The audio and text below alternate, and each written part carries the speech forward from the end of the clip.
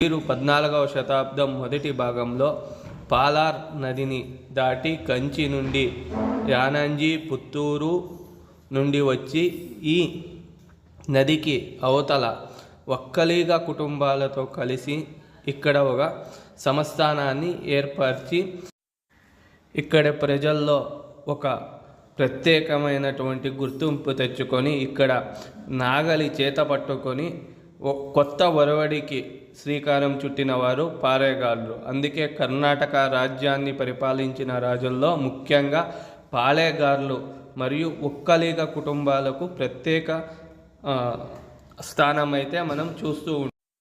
వీరు ఈ ప్రాంతాన్ని పరిపాలించే సమయంలోనే అనేక దేవాలయాలైతే నిర్మించడం అయితే జరిగింది. అందులో గంగమ్మ దేవస్థానము మరియు వీరదిమ్మమ్మ దేవస్థానము ప్రముఖమైనది. అంతేకాకుండా ఇక్కడ కనివి వీరదిమ్మమ్మ దేవస్థానం